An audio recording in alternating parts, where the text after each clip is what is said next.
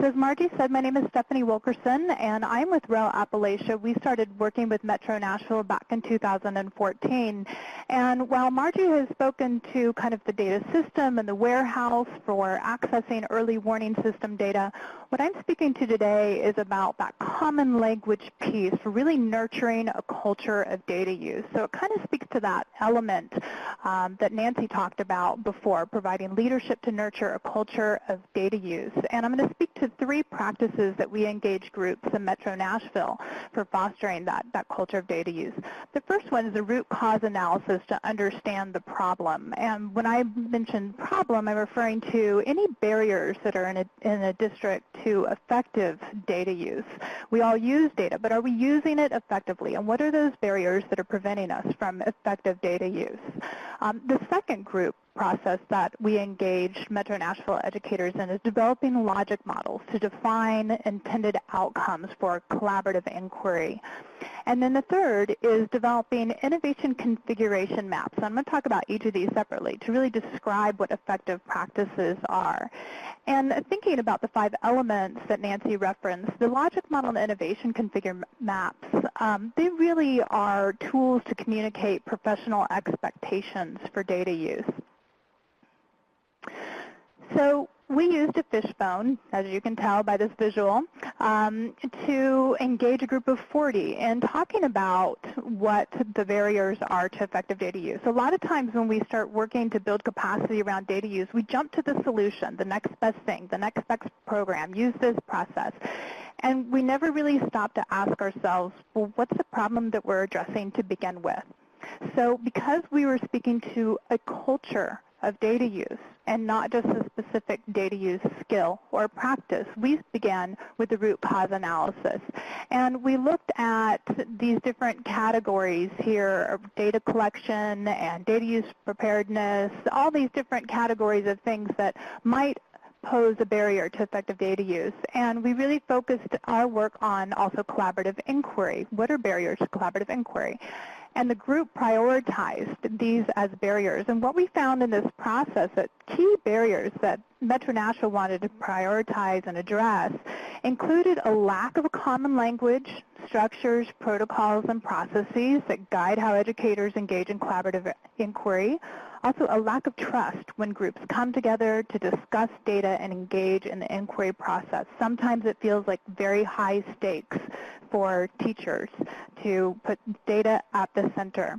And then another barrier that they identified was lack of leadership in the direction and the organizational support to support the follow-through of collaborative inquiry. So sometimes we can get things started, but it's that follow-through that really makes a difference in sustaining that culture of data use in a district. So with a root cause analysis, we asked the question, what are the barriers to using a collaborative inquiry approach for effective data use? We then asked ourselves, what outcomes would we expect to see if we implemented a collaborative inquiry process approach to data use without any barriers? So with that, we used logic models, and we developed one for each of the collaborative inquiry barriers that we identified, and we defined the short, intermediate, and long-term outcomes for implementing collaborative inquiry. So the logic models, they gave us a common language for where we want to go, but how will we get there? What are the practices that will help us achieve our outcomes, and do we have a common language and understanding about what those practices are?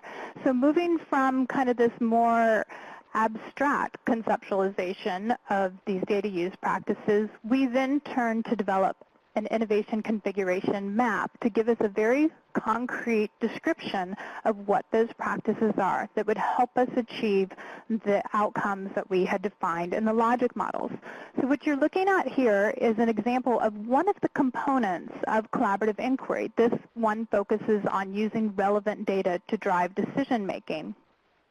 So in its simplest form, the word innovation configuration map is a map. It's a word map. It tells you how to get to your destination of ideal implementation, showing various options along the way.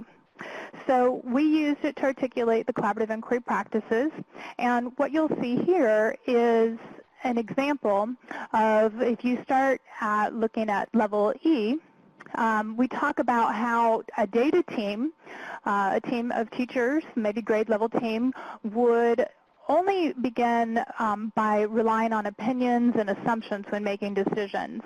And then we move to looking at the next level, and they are they're considering some data to support making decisions.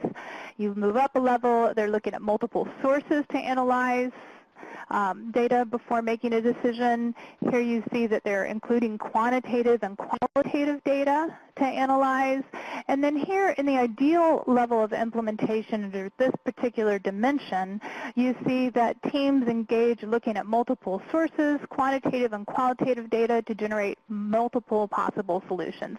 So this is just an example. We have many components to the IC map, and if you want to learn more, there is a there's going to be a link to an online video that will describe a little bit more about our use of the innovation configuration map in the district with Metro Nashville. And a couple things that I wanted to just point out here is how does that IC map then turn around and support a culture of data use? You know, we're looking at how we work together to use data. Right? So what the IC map does is it really provides that common language about the practices that you expect to see for outcomes to be realized.